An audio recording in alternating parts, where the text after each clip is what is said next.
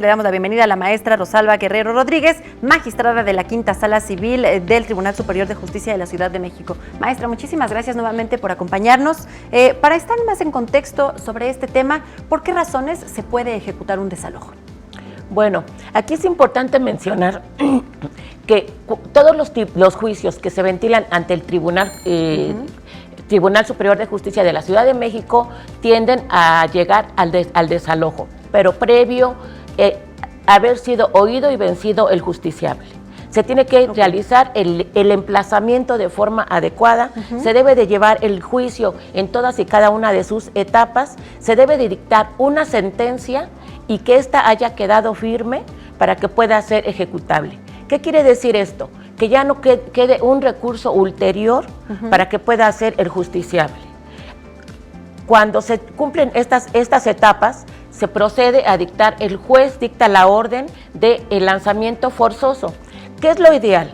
Lo ideal es de que la gente se salga voluntariamente del inmueble, ya sea dado en arrendamiento, dado en comodato, que sea motivo de una rescisión de contrato de compraventa, de una terminación de un contrato de comodato, de un juicio especial hipotecario, que a fin de cuentas todos los asuntos pueden llegar a que se decrete una orden de lanzamiento, ya sea, por ejemplo, que en el juicio especial hipotecario no se cumplieron con las mensualidades en forma adecuada, termina el asunto después de dictada la sentencia con una orden de fincamiento, de remate, se convocan postores y termina, una vez finiquitado la orden del fincamiento del remate y la adjudicación del bien, deriva en el lanzamiento del inmueble a la persona que lo esté ocupando. Maestra, veíamos en pantalla algunos ejemplos de unas situaciones de desalojo que se han vivido en la capital del país. ¿En qué casos podría considerarse ilegal un desalojo? Bueno, es ilegal un desalojo cuando no emana de una sentencia emitida por un juez que está previamente establecido y que se haya llevado un procedimiento, ya dije, con las formalidades esenciales que marca la Constitución, que marcan las leyes reglamentarias. ¿El uso de la violencia de la fuerza pública está permitido? Está permitido en casos de que no haya una desocupación voluntaria.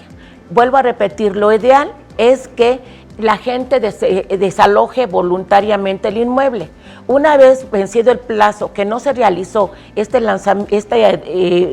voluntariamente la desocupación, el juez tiene la facultad de hacer valer el rompimiento de cerraduras y el auxilio de la fuerza pública. ¿Siempre debe haber un aviso previo, magistrada? Le pregunto esto porque en una nota anterior que platicábamos de un desalojo que se dio aquí cerca de la Colonia del Valle, en Avenida Coyoacán, pues los inquilinos decían que nunca se les avisó previamente de este desalojo de manera arbitraria. Llegaron de la nada y les retiraron todas sus cosas. ¿Esto fue legal? No, no es legal si no hay un previo aviso para que la gente pueda desocupar voluntariamente el inmueble. En el caso de las controversias de arrendamiento inmobiliario, por ejemplo, cuando se trata de fincas urbanas destinadas a la habitación, una vez que se dicta la sentencia, se debe de notificar personalmente en el domicilio materia del contrato para que puedan desocupar voluntariamente el inmueble. ¿Cuánto tiempo se da después de esta notificación? Son 5 días después de que se notifique para que desocupen voluntariamente el inmueble. En casa habitación son 30 días y para local comercial son 5 días. Magistrada, ya para concluir esta entrevista, ¿de qué manera el Tribunal Superior de Justicia de la Ciudad de México interviene y supervisa que los desalojos en la capital del país se realicen de manera legal?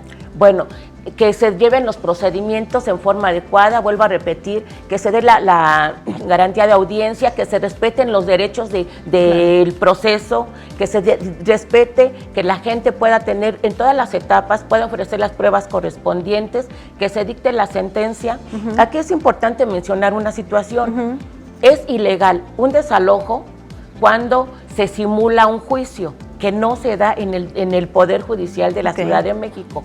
En la mayoría de los asuntos de los que estamos viendo son juicios simulados, que no se ventilan en el Poder Judicial de la Ciudad de México. De los cuales no tiene conocimiento el tribunal. No tiene conocimiento el tribunal.